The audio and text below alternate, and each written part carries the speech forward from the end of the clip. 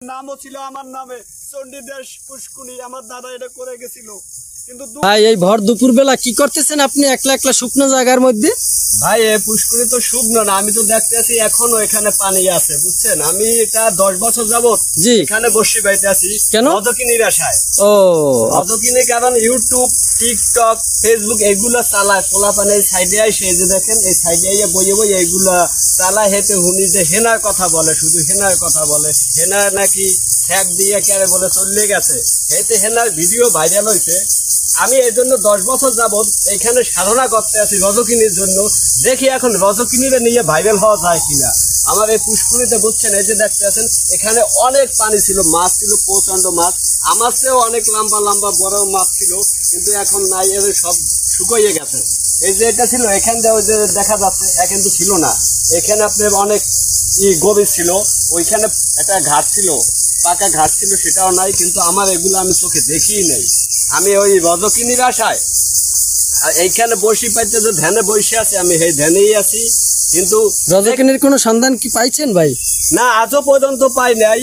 যখন হেনা নিয়ে video viral হয়েছে, অবশ্যই রজকিনী নিয়ে আমি ভাইরাল হয়ে যাব, এটা 100%। কারণ আমি যেখানে 10 বছর যাবত এখানে আমি সাধনা করতে আছি। 10 বছর মিনিমাম। হ্যাঁ 10 বছর। 10 বছর কি শুকনো জায়গায় বসে পেয়েছেন? না না, 10 বছর এখানে অনেক পানি ছিল। এটা বিশাল ছিল, বিশাল এক ডিগি ছিল। এটা ডিগিটার নাম ছিল, হ্যাঁ বিশাল, এটার নাম ছিল, আমার নাম ছিল, কারণ এটা আমার দাদা করছিল চণ্ডীদাস দিঘি। তো এখন আস্তে আস্তে এটা ভরে গেছে। আমি এগুলা দেখিনি, কারণ আমার ধান্দা ছিল রজকিনী কখন আসবে। ওর জন্য আমি বর্ষি ফেলাইয়া, দেখেন এই যে বর্ষি, আমার বর্ষি শিপ সুতো এখন দেখ নষ্ট হয়ে গেছে প্রায়। দেখতে পাচ্ছেন এই যে ফুলটা পানিতে মোটা হয়ে গেছে, যে দেখেন। কতদিন বর্ষি বাইতেছেন আপনি? 10 বছর যাবত বাইতে আছেন বর্ষি। 10 বছর? 10 বছর। এর ভিতরে খাওয়া দাওয়া করেন না? না, এর ভিতরে আমি খাই না, কারণ আমি সবসময় রজকিনীরে দেখতে আছি সবসময়। কিন্তু স্বয়নের স্বপ্নে সবসময় আমি সবসময় দেখি। হাই হাই বলেন কি? হ্যাঁ বাস্তবে। হ্যাঁ ভাই, আপনি বিশ্বাস করবেন, আমি বাস্তবে এখন তাই আমি পাইতে আছি না। এই বাস্তবের আশায় আমি এখনো বসে আছি যে কখন আমি রজকিনীরে পাবো। আমার 100% আমি যে পাবো। আপনার মতো একজন মজার মানুষ পেয়ে আমি তো দারুণ আনন্দিত ভাই। জি ভাই, আমি তো অনেক সাধনা করতে আছি, অনেকদিন যাবত এখানে বসে আছি।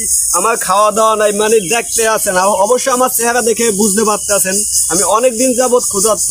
কিন্তু সবচেয়ে আমার রজকিনীর পেলে আমি সব ক্ষুধা দূর হয়ে যাবে।